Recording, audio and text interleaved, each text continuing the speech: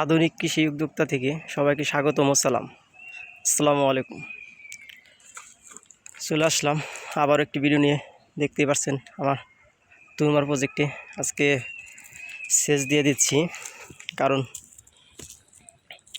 মাটি কি পরিমাণ শুকিয়ে গেছে দেখতেই পাচ্ছেন।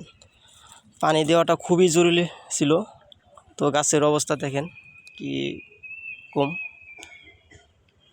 গাছের কোনো জোর নাই, কারণ পানির শূন্যতা ভুগছে। এই যে দেখে মনে হয় গাছ মরা মরা ভাব।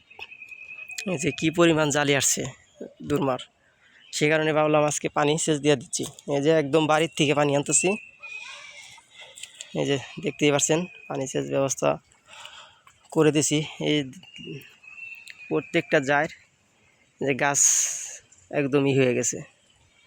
তো ভাবলাম আজকে পানি সেচ দিয়েই দিই, কারণ এই যে পানি থাকার সাথে সাথে মাটিটা নরম হয়ে গেছে। কারণ পানির ওপর নামি যে জীবন, সব কিছুতেই পানির উন্নত আগে, কারণ পানি ছাড়া কোনো কিছুই ভালো হয় না। দেখতেই পাচ্ছেন কি পরিমাণ জালি আছে দুর্মার। আলহামদুলিল্লাহ অনেক ভালো, প্রচুর পরিমাণে জালি আসছে। তো আমি লক্ষ্য করলাম যে আমার ক্ষেতে সর্বপ্রথম এখন সবচেয়ে বেশি দরকার পানি, কারণ পানির প্রয়োজনীয়তা বেশি।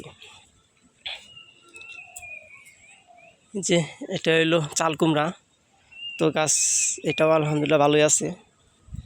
তো এখন যা করতেছি যে পানিটা এদিকে আনা খুবই কষ্ট, কারণ পাইপ শর্ট।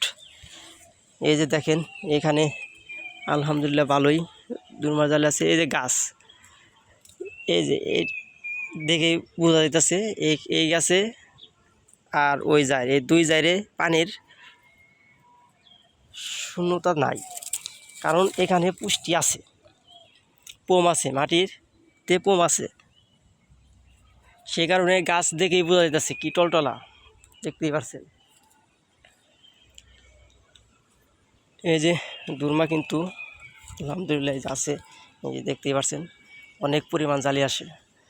তো ঠিকমতো পানি দিয়ে দিতে পারলেই আলহামদুলিল্লাহ গাছ অনেকটা ভালো হবে। তো আজকের ভিডিও এখানে শেষ করতেছি। আসসালামু আলাইকুম।